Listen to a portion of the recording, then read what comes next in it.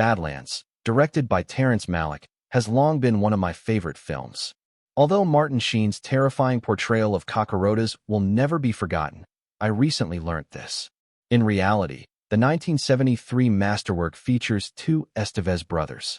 10-year-old Emilio Estevez plays boy under lampposts without receiving any credit, while his younger brother, 7-year-old Charlie Sheen, sits directly next to him. They were there together for years before they were well known, before one of them became a Brat Pack icon and the other a sitcom star. Two children witnessed their father do one of the decade's greatest performances. Side by side from the start, both in their father's shadow, entering the same industry, yet destined to follow rather different routes. It's the ideal metaphor for their whole story. We're delving deeply into Emilio Estevez's career today, discussing his greatest films, his relationships with his father and brother, and his current situation. Let's go dark together. Emilio Estevez was born into the business on May 12, 1962, in the Bronx, New York. In the late 1950s, his father, Ramon Antonio Gerardo Estevez, changed his stage name to Martin Sheen because he thought his Hispanic last name would limit his chances in a business that wasn't prepared for ethnic performers in prominent parts. Growing up in Malibu, Emilio witnessed his father's profession firsthand, including the creation of Apocalypse Now as a teenager. The entire family was deeply affected by Martin's near-fatal heart attack in the Philippines in 1977.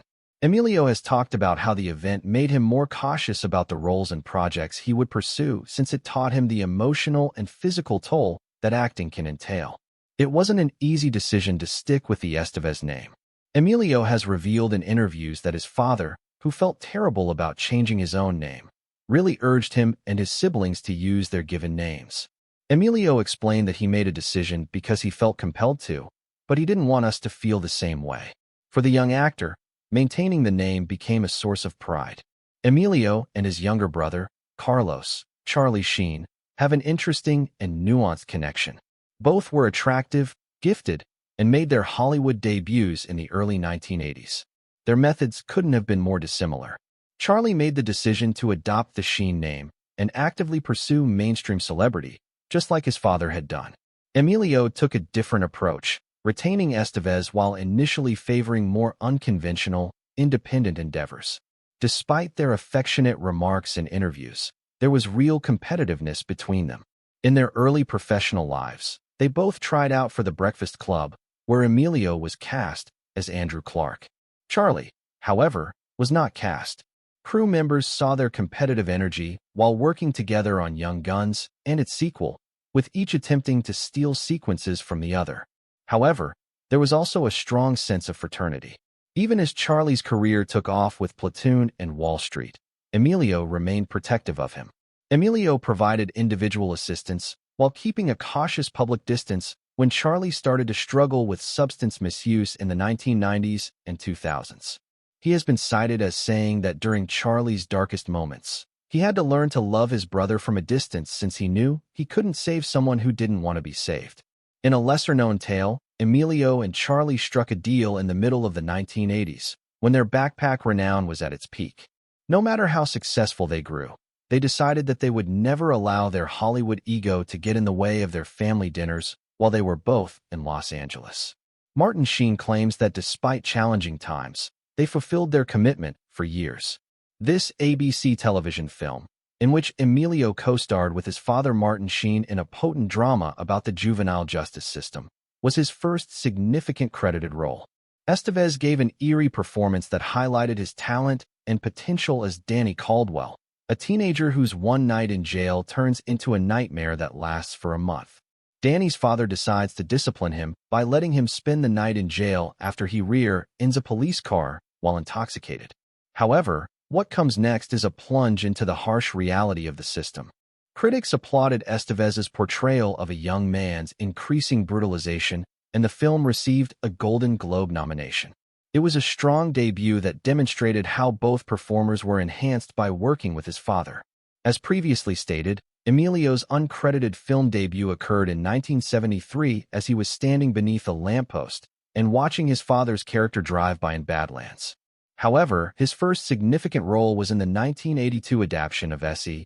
Tex, over 10 years later. Tim Hunter supervised Hinton's book. Estevez demonstrated a strong on-screen presence and an intensity that belied his age of 20 in the role of Johnny Collins, the best friend of Matt Dillon's eponymous character. Despite being a low-budget production, the movie made Estevez known in Hollywood as more than just Martin Sheen's son. His charisma was praised by critics, who foresaw greater things to come. The adaptation by Francis Ford Coppola of S.E. Hinton's well-known book changed everything. As the witty, Mickey Mouse-loving greaser 2-Bit Matthews, Estevez was a member of a group that would come to define Hollywood in the 1980s. Diane Lane, Tom Cruise, Rob Lowe, Ralph Macchio, Patrick Swayze, Matt Dillon, and C. Thomas Howell. The movie, which depicted the conflict between aristocratic Socs and working-class greasers in 1960s Tulsa, struck a chord with viewers and sparked careers. Estevez's involvement in this historic movie solidified his position in the burgeoning Brat Pack movement, despite his secondary role. Despite having a $10 million budget, the movie made over $25 million, and it even inspired a hit Broadway musical in 2023. In Alex Cox's cult favorite, Estevez played a punk rocker who hunted radioactive aliens before joining the Brat Pack. As a disillusioned punk-turned-repo guy named Otto, Estevez fully embraced the chaotic craziness of the picture. Despite its initial failure, the low-budget sci-fi comedy went on to become a VHS midnight movie hit. It made Estevez a risk-taking, interesting over-safe actor, a trait that would come to define his career. Estevez became famous thanks to John Hughes' masterwork. Estevez gave complexity to what may have been merely the jock by playing Andrew Clark, the wrestler who was shattered by his father's expectations. The guilt and self-loathing in his eyes as he confessed to tape Larry Lester's buns together demonstrated that an actor was capable of genuine emotional honesty. Despite having a $1 million budget, the movie made over $50 million and was a landmark production of the 1980s, solidifying Estevez's position as the Brat Pack's leader. Joel Schumacher's ensemble drama, which was released months after The Breakfast Club, brought back Estevez's former bandmates from the Brat Pack together with Rob Lowe, Demi Moore, and Andrew McCarthy. Estevez had his most sensitive performance of the time as Kirby, a law student who is infatuated with an elderly woman portrayed by Andie MacDowell. The role was passionate to the point of delusion. Audiences adored it, despite critics' disapproval, making it the definitive Brat Pack movie and a strong economic success. Estevez became the youngest person to write, direct, and star in a significant Hollywood studio movie at the age of 23. According to Wisdom, a young guy with a criminal past becomes a contemporary Robin Hood who destroys mortgage documents in order to aid impoverished farmers. Although the ambitious crime drama failed both artistically and financially, it demonstrated Estevez's commitment to filmmaking and his willingness to risk everything on a passion project rather than rely solely on Brat Pack celebrity. Estevez had a difficult year in 1986.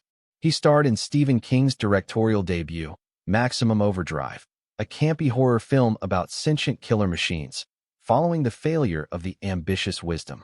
With only $7.4 million made compared to its $9 million budget, the movie failed even more. King and Estevez were nominated for Golden Raspberry. His career might have been destroyed by 2 commercial failures in a single year, but there was hope. Following consecutive failures, Estevez was in dire need of a hit. Stakeout was a huge success. The buddy cop comedy, which starred Richard Dreyfuss and him as mismatched Seattle detectives, became the 8th biggest grossing movie of 1987 after opening at number 1 and remaining there for 5 weeks in a row. It demonstrated Estevez could carry a mainstream blockbuster, and both critics and audiences adored it. Another Stakeout was released in 1993, but it only brought in $20 million. Make you well known. Estevez turned Billy the Kid into a rock star outlaw for the MTV generation with those comments. Kiefer Sutherland, Lou Diamond Phillips, and Charlie Sheen were among the talented young actors that director Christopher Kane put together, but Estevez stood out as the most dynamic, manic, and truly dangerous member of the company. Estevez also produced the 1990 sequel to the Western, which brought about $59 million worldwide. A black comedy about garbage men who discover a murder and environmental plot was Estevez's second directing project. Together with Charlie, he wrote, directed, and starred in a genuine family partnership.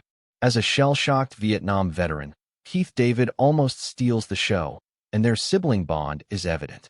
Despite the negative reviews and poor box office performance, Estevez remained resilient and kept improving as a filmmaker. Who would have thought that a lawyer who became a minor hockey coach would be Estevez's most memorable character? Estevez's warmth and humor as Gordon Bombay, who was sentenced to community service and was coaching a motley Pee-wee team, lifted the well-known underdog formula. Due to the film's enormous success, 2 sequels were made.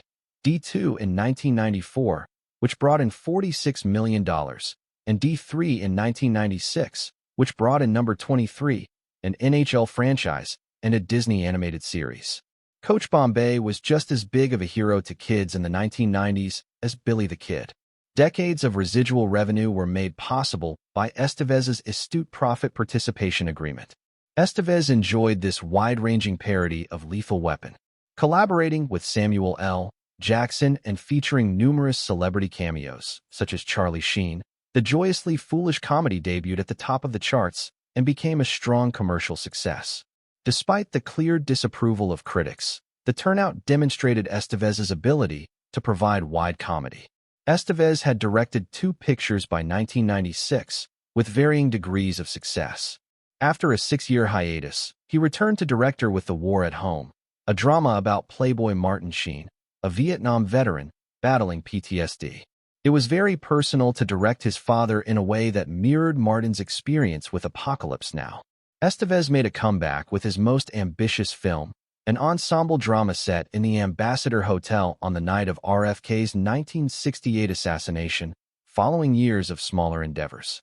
Alongside an all-star cast that included Martin Sheen, Helen Hunt, Demi Moore, Sharon Stone, and Anthony Hopkins, he wrote, directed, and starred in the movie. The movie received a standing ovation at its Venice debut and was nominated for a SAG Award. Estevez's masterwork may be the way. Following the death of his kid while walking the Camino de Santiago, Martin Sheen portrays an American physician.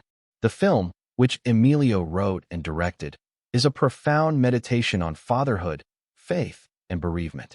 The genuine father-son feeling permeates every frame of Sheen's performance, which is his best work to date. The movie, which was filmed on location along the Real Camino, gradually gained popularity through word of mouth and encouraged pilgrimages. It's a subdued, intensely intimate movie about connection and legacy. Estevez addresses homelessness and the commercialization of public areas in his latest film. He wrote, directed, and played a Cincinnati librarian who has to decide whether to assist homeless people who are holding a sit-in during a deadly cold snap. Alec Baldwin, Christian Slater, and Martin Sheen all gave excellent performances, yet the movie had trouble finding a viewer. The financial setback brought attention to the difficulties of adult dramas in the franchise era, but it did not lessen Estevez's dedication to socially aware filmmaking. When Estevez made a comeback as Coach Bombay in Disney Plus's series almost 30 years later, it wasn't out of nostalgia. A lonely, resentful Bombay who had lost his way was shown in the show. Estevez added real dimension, and it's heartwarming when Bombay finds his calling again. Although the show was warmly received, Estevez and Disney reportedly couldn't agree on a second season because of COVID-19 immunization regulations.